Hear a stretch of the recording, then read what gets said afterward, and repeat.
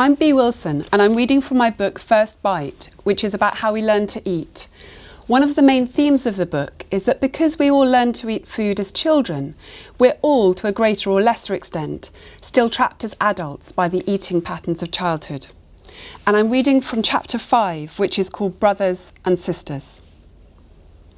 And now the best food was cooked for poor Hansel, but Gretel got nothing but crab shells. The Brothers Grimm, Hansel and Gretel. On our first family holiday abroad, a week in Brittany, in the north of France, my older sister discovered moule marinière. She would pick out the plump mussels one by one, noting how each one was slightly different, dipping her baguette into the rich, winey juices. 2 years her junior, I couldn't allow myself to like the same thing as her, so I chose winkles for my favourite food of the holiday. Never tried winkles? You're not missing much. They're sometimes described as edible sea snails, but this is to stretch the meaning of the word edible. Their small black shells make them a pretty addition to a French plateau de fruits de mer, but they have the texture of gristle and the flavour of salty tears.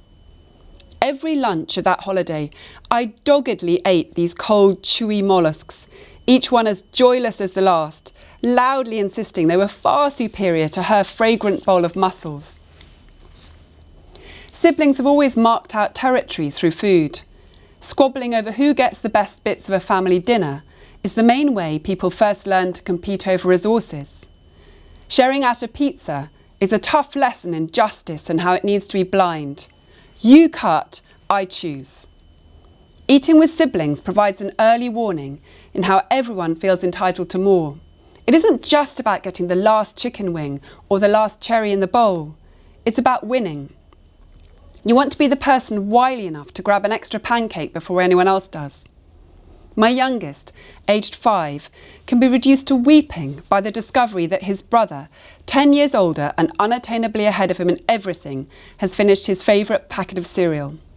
The trembling look on his face says, thwarted again. He doesn't mind half as much when the cereal is eaten up by his dad. As time goes on, the sibling rivalry over food gets more complicated. Or it did for me and my sister. At first it was about who had most. More licks of cake mixture, more scrapings from the edge of the dish of cheese soufflé.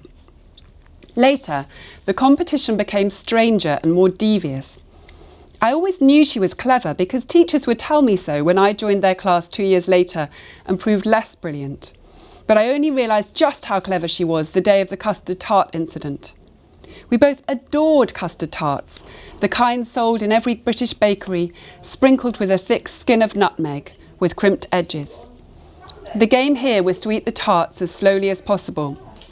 We started with the dry pastry around the edges and worked our way down to the delicious wobbly cream, and last of all the soggy disc of pastry at the bottom, the trophy, like the nutty heart at the centre of an artichoke. My sister usually won the race to finish last because my greed would get the better of me. One day we were each given our tarts and I began to nibble slowly as usual. My sister left the room, came back and said she'd finished her tart. Elated to have won at last, I quickly gobbled mine up in just a few mouthfuls, at which she produced her pristine tart from the other room and ate it very slowly in front of me. In the end, competing over the same things got so tense, we started to divide the world up into things that were mine and things that were hers. What she had, I wouldn't have. She got a rabbit, I got a guinea pig. She did art, I did music. She read all the great children's books, such as Ballet Shoes and The Railway Children. I was left with comics and Enid Blyton. She had mussels, I had winkles. She turned vegetarian.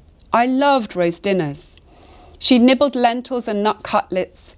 I ate our mother's beef stew and parsley dumplings. Here, in my opinion, I got the better deal. Vegetarian food in the 1980s was not the flavour-packed feast it has now become. For years, she was famous in our family for how fast she could eat. One of her talents, when not eating custard tarts, was for finishing everything on her plate before the last person had been served. I dawdled over my meals, savouring second helpings and thirds. She had no interest in cooking, which created an opening for me to play around in the kitchen, making cheese straws and huge puffy brioches, which I would then try to persuade her to eat. Mostly she declined. With the teenage years, the games changed, and I would sometimes look back fondly on the old silly battles. It's sad to look at a tray of warm scones that no one is fighting over. She started to miss meals. Just breakfast at first, but later stretching into lunch and dinner too, subsisting mainly on green apples. She'd say she wasn't hungry and didn't want to come down from her room, and our parents seemed to accept that. I would look at my mother's worried expression and the empty placemat, and I would eat all the more. Sometimes she did join us, but only picked at what was left on her plate. I was happy to finish whatever she left. The more she starved, the more I binged. It was like the rabbit and the guinea pig, all over again.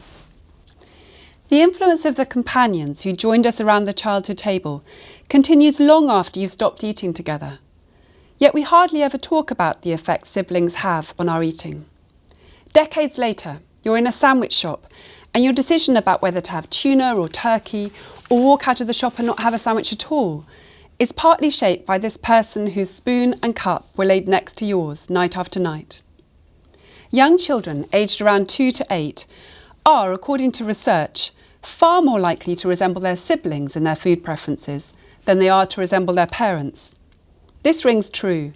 Parents tend to offer children the same food, whereas they may save certain dishes for themselves, especially in families where children and parents eat in separate sittings.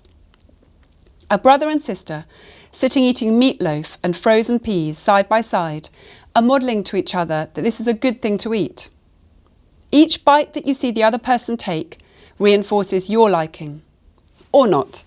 It's hard to sit calmly by and carry on eating if you share a table with someone who is grumbling that peas are gross and pinging them at you with a knife.